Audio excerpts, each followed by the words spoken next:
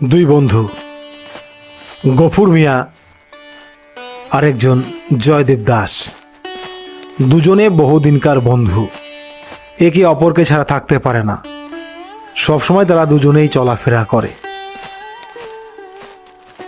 এমনিভাবেই তাদের সময় কেটেছে বহু বৎসর, কিন্তু তাদের বন্ধুত্বের মধ্যে কোনো ফাটল ধরেনি। একদিন বিকেলবেলা ঘুরতে বেরিয়েছে দুজনে। ঘুরতে ঘুরতে গফুর মিয়া বলে, বুঝছো জয়দেব, আজ আমার নাতির জন্মদিন। আজ আমি বড়ই খুশি। তো জয়দেব, আমার নাতির জন্মদিনে তুমি তো অবশ্যই আসবা। আচ্ছা, এই যে আমার নাতির জন্মদিন, আমার যে আনন্দ হইতেছে, তোমার কি কোনো আনন্দ হইতেছে না? কি যে বলো, আনন্দ হবে না কেন? আনন্দ অবশ্যই হবে, হচ্ছে তো। আমার এমন আনন্দ লাগছে, মনে হচ্ছে এখনই হাগু করে আসলাম। হাগু করার পর যে আনন্দ, সেই আনন্দই পাচ্ছি। কথাটা শুনেই গফুর মিয়া রেগে লাল হয়ে গেল। বলো কি জয়দেব, এত বড় কথা! আমার নাতির জন্মদিন আর তুমি বলছো হাগুর মতো আনন্দ? না না জয়দেব, না, তোমার সাথে তো আমার আর থাকা চলে না।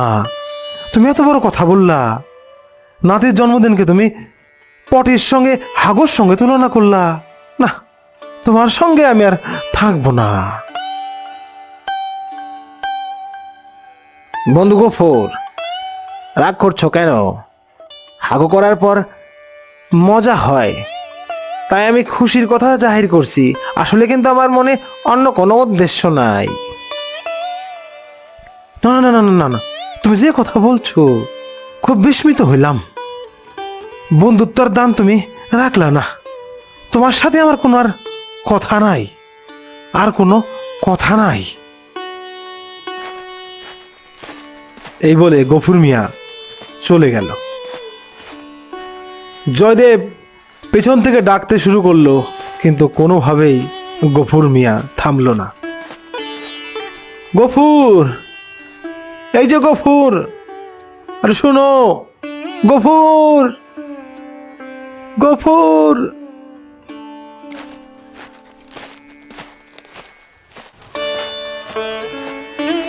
অনেকদিন কেটে গেল। গফুর মিয়া এবং জয়দেব দাসের মধ্যে তেমন আর বন্ধুত্ব নেই। জয়দেব দাস তাকে অনেকবার আসতে বলেছে, কিন্তু গফুর মিয়া আসেনি। অনেকবার বাড়িতে ডেকেছে, তাও গফুর মিয়া তেমন সাড়া দেয়নি। তো একদিন জয়দেব গফুর মিয়ার বাড়িতে গিয়ে বলল, গফুর, আমার কথায় তুমি যদি দুঃখে পেয়ে থাকো, আমি খুব দুঃখিত, আমি ক্ষমা প্রার্থী। মনে কিছু রাখো না। কাল ভোরবেলা আমার সাথে এক জায়গায় যাইবা, খুবই দরকার। ভোরবেলা জল খেয়েই বেরিয়ে আসবা। তোমাকে নিয়ে একটা জায়গায় যাব, খুবই দরকার।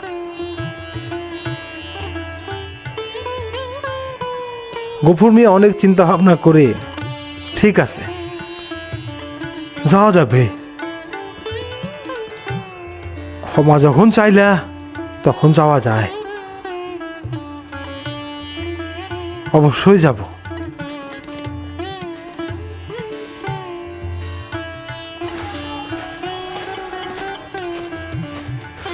যথারীতি প্রথম সকালে দুজন বেরিয়ে পড়ল। জয়দেব গফুর মিয়ার জন্য নৌকা নিয়ে অপেক্ষা করছিল। সেই নৌকায় করেই জয়দেব গফুরকে নিয়ে ঘুরে বেড়াচ্ছে। ঘণ্টাখানিক ঘোরার পর,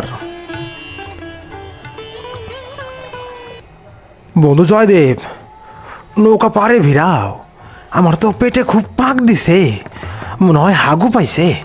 তাড়াতাড়ি ভিড়াও, তাড়াতাড়ি ভিড়াও। না গফুর বন্ধু, আর একটু দাঁড়াও, পৌঁছে যাইবো, আর একটু গেলেই পৌঁছে যাবো আমি যেখানে যাইতে চাই। না না না না গফুর, ও বললে চলবে না, আমার তো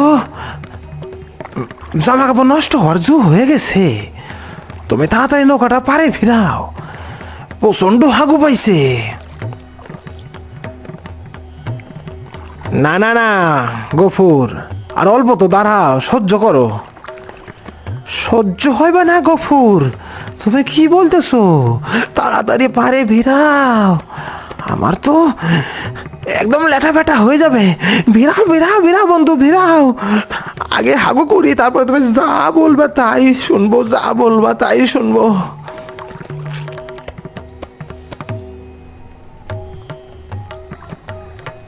জয়দেব নৌকাটা পারে ভেড়ালো। ভেড়ানোর সঙ্গে সঙ্গে গফুর মিয়া দৌড়ে জঙ্গলে গিয়ে হাগু করলো। হাগু টাগু করে ফিরে আসলো গফুর মিয়া। জয়দেব, কি সুন্দর লাগতেছে, সকালবেলা তো খালি পেটে জল খাওয়ার পর পেটে পাক দিছে, পেট একদম পরিষ্কার হয়ে গেল, খুব মজা পাইতেছি। গফুর মিয়া, মজা কেমন পাচ্ছ? দারুণ মজা, এ তোমাকে বলে বোঝাতে পারবো না, এর মতো মজা নাই। গফুর মিয়া, মনে পড়লো সেই কথা, তুমি বলছিলা নাতির জন্মদিনের কেমন আনন্দ হচ্ছে তোমার, আমি বলেছিলাম হাগুর মতো, কথাটা মিলল। হ্যাঁ, তখন তো আমার রাগ হয়েছিল, এখন তো মনে হলো একদম তুমি সঠিক ছিলা, হাগুর মতো তো আর এত আনন্দ নাই, তুমি সঠিক ছিলা।